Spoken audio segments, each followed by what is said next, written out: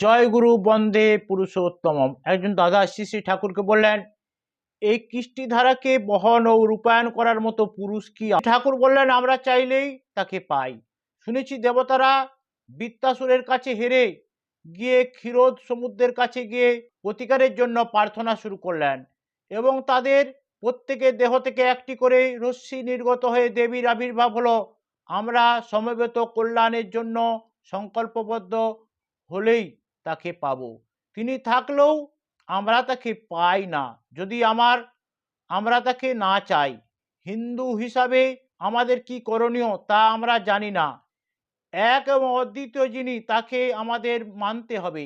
পূর্বাপুরুষ ঋষিদের মানতে হবে, কৃষ্টিবাহী পিতৃপুরুষকে মানতে হবে, বৈশিষ্ট্য জনীন বর্ণ ধর্ম এবং আশ্রম ধর্মকে মানতে হবে, আর মানতে হবে পূর্বপুরুষ যুগপুরুষোত্তমকে।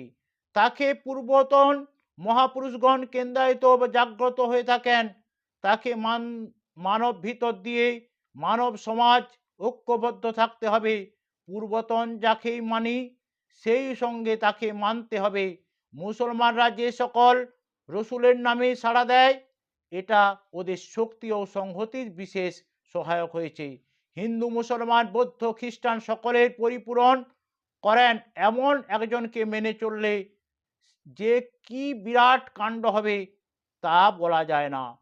হিন্দু প্রকৃত হিন্দু হোক, মুসলমান খ্রিস্টান প্রভৃতি প্রকৃত মুসলমান খ্রিস্টান হোক, তাই চায় হিন্দুরা।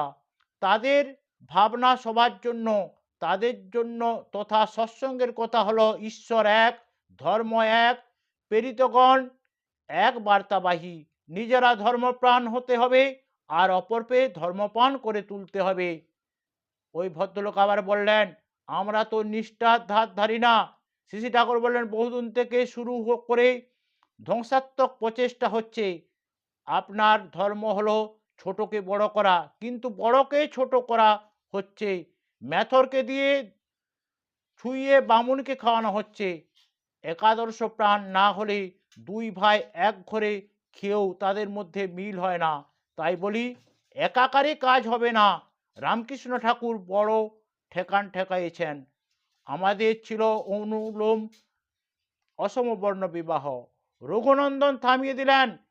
কিন্তু আমাদের মেয়েরা আজ প্রতিলোম ক্রমে বাইরের সমাজে চলে যাচ্ছে। অনুলোক ক্রমে আমাদের সমাজের পরিধি বাড়ছে না। অনুলোক ক্রমে বাইরের সম্প্রদায়ের কোনো মেয়ে আমাদের ঘরে আসলেও তাদের আমল দিই না।